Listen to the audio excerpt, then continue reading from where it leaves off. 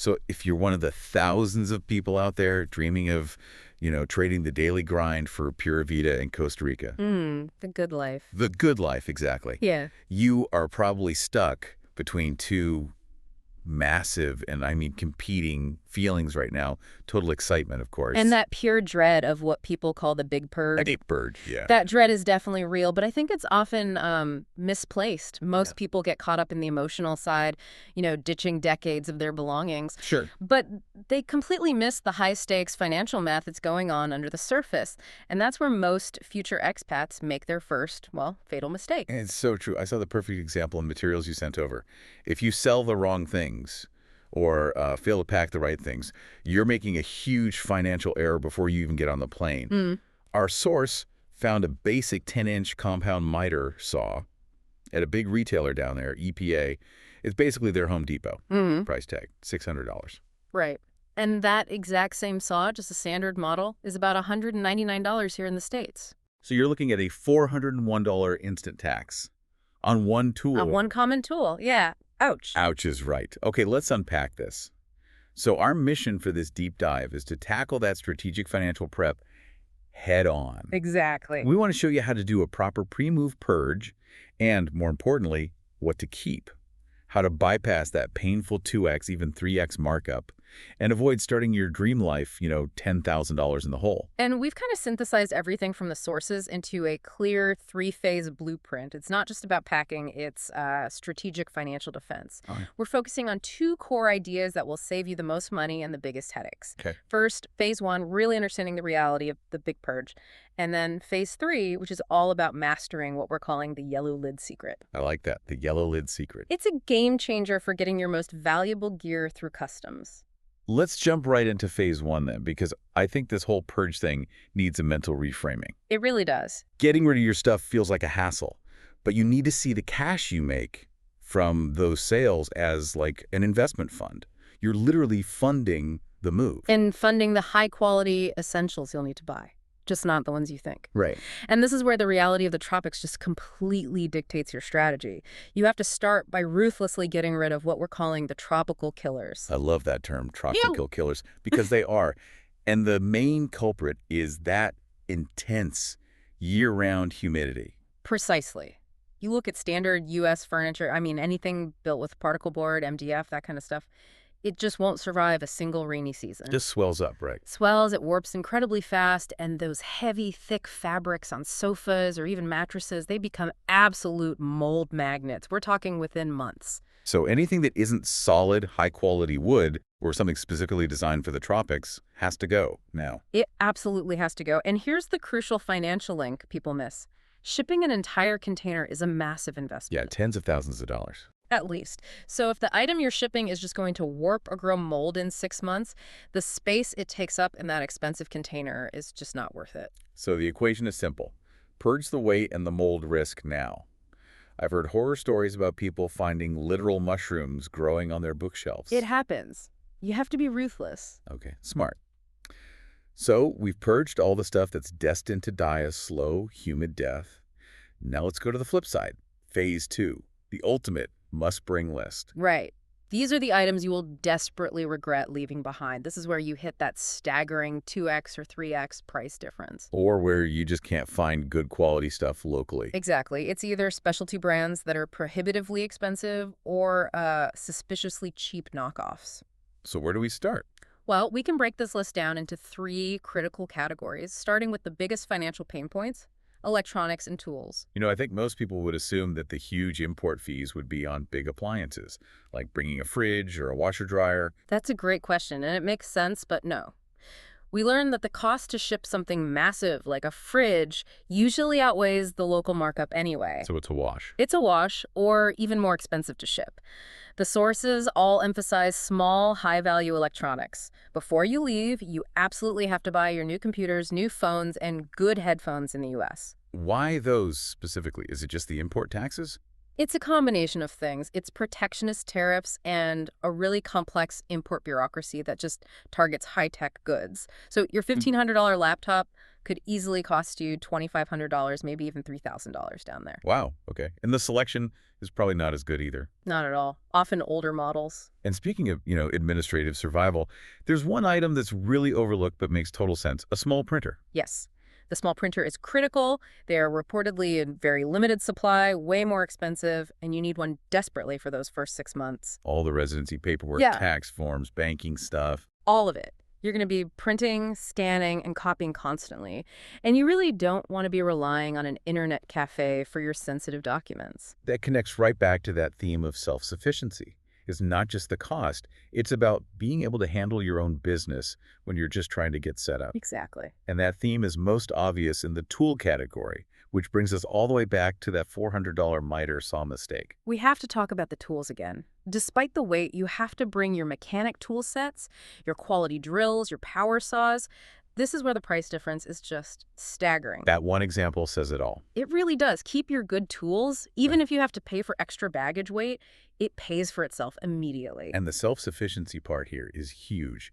It's not just saving $400 on a saw. It's knowing you have a tool that works that you can rely on to make repairs where, a handyman might be hard to find. You're buying reliability. You are investing in your own ability to maintain your quality of life. Okay, so moving out of the garage and the office, what about home and kitchen essentials? The kitchen is crucial. Bring your good kitchen knives.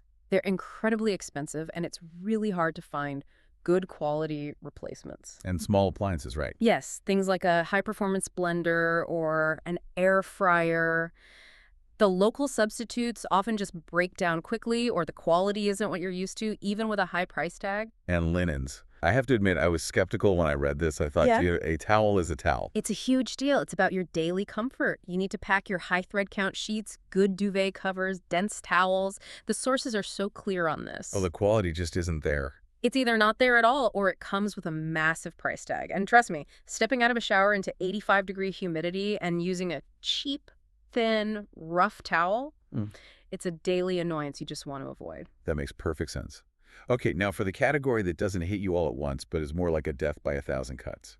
Personal care and daily survival. This is where you get the 3x price consumables. We're talking about staples you just take for granted. You have to stock up on things like contact lens solution. Apparently, that's incredibly marked up. What else? Your favorite brand of body wash, good razors, and believe it or not, peanut butter. Peanut butter. Yeah. Paying $9 for a jar of Jif every 2 weeks when you're used to paying $3, that adds up to a serious financial bleed over a year. It's the recurring purchases that kill you slowly. And what about clothing and shoes? Is it price or is it a quality issue? It's absolutely both. The advice is to buy your clothes and shoes new in the U.S. and bring them. There are widespread warnings that popular name brands sold there are often fakes. Counterfeit. Counterfeits sold at premium prices. You don't want to spend U.S. prices on hiking boots that fall apart after 2 months. Okay, good tip. And before we get into the moving logistics, let's quickly cover health and records. Yes, vital. Bring a full 3-month supply of any prescription meds you need. That gives you a buffer to get set up with a local pharmacy. And something low-tech. A simple waterproof pouch for your passport. It sounds silly until you're caught in a sudden tropical downpour. And for all the bureaucracy that's coming your way. Digitize, digitize, digitize. Yes. The crucial prep tip is to scan everything. All your medical records, insurance docs, pet records, before you leave. Upload it all to the cloud. Exactly. You avoid hauling stacks of paper across borders, and you have instant access to everything you need. Okay, so this gets to the heart of the problem. We figured out that your most valuable items are these small, high markup things, tools, electronics, good linens. Container shipping is too expensive. So how do you get thousands of dollars of this stuff into the country without a customs agent hitting you with massive import fees? This is where we introduce the yellow lid strategy. Ah, the unofficial luggage of the savvy Costa Rica expat. Here's where it gets really interesting. It's truly genius. The whole strategy is using those heavy-duty black plastic totes with the yellow lids, the ones you get at Home Depot or Lowe's. Why those specifically? They're incredibly durable, they stack perfectly, they protect against moisture, and most importantly, they just signal to customs officials that these are personal belongings, not commercial goods in cardboard boxes. But the real secret isn't just the tote itself, it's the packaging rule. This is the single most critical piece of advice. You must remove remove all original packaging from your new electronics, tools, even new clothes. Throw the boxes away before you leave. Why is that so important? Because if a customs agent sees original sealed boxes for, say, a dozen power tools, they're going to assume you're a reseller. And they'll charge you duty. They will absolutely charge you the full duty. By taking them out of the boxes, the items just look like personal belongings you're bringing for your own use. They look used, even if they're brand new. And you do have that customs exemption buffer, right? It's about $500 per person. Right. But the agents have discretion. If they think you're over that, they can flag you. Unboxed items just make it much easier for them to quickly see, okay, this is just personal stuff for their new home. It reduces scrutiny. Exactly. And to secure these bins for the flight, there's another key step. The zip tie rule. So how does that work? You can't just put a padlock on them. No. You drill small holes in the lids and use heavy-duty plastic zip ties to secure the bins shut. It's so much more secure than duct tape, which just rips off in baggage handling. And it secures all that expensive unboxed gear. Right. And it shows TSA that they've been purposefully secured. And then finally, before you seal them up for good, the inventory secret. You tape a clear, printed list of exactly what's inside right to the top of each bin and label it clearly. Personal household goods. Ah, that seems smart. Why? It does two things. First, it makes customs inspections way smoother if they do decide to open it. You're being transparent. And second, it keeps you organized when you arrive and you desperately need to find the blender.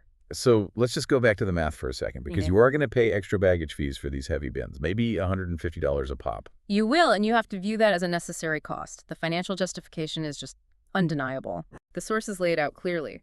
Paying $150, even $200 in oversized baggage fees to bring $2,000 or $3,000 worth of essential gear. It's the single smartest financial move you can make. You're trading a small fee to avoid a 300% markup. A 300% markup and a massive reliability headache down the road. It's a no-brainer. That's fantastic advice. It totally reframes the move from just an expense into a cost-saving opportunity. That's the whole goal. So, to summarize the whole philosophy for you as you're preparing for your move, Phase 1, purge the weight. Get rid of that mold-prone particle board furniture. Phase 2, keep the quality. Pack the small, high-value stuffed tools, electronics, good linens. And Phase 3, pack it all in those yellow lid bins using the no-box rule and just pay the baggage fee. So what does this all mean? Well, this deep dive really gives you a blueprint for success. By mastering the purge and this packing strategy, you start your new life not just well-equipped, but financially stable. You avoid that nightmare scenario. The nightmare of having to rebuy your entire life at triple the price. You're setting yourself up for success the moment you land. Absolutely. And, as you're digitizing those records and securing those expensive tools, it raises a powerful final thought. The deep dive really stresses bringing quality equipment, reliable electronics. It implies a certain fragility in the local supply chain. So what infrastructure challenges, maybe inconsistent power or slow internet in some regions, might make being entirely self-sufficient, having your own reliable gear even more crucial for your quality of life in Costa Rica. That's a great point. Think about the hidden costs of not being prepared to fix, maintain, or connect things all by yourself. Pura Vida.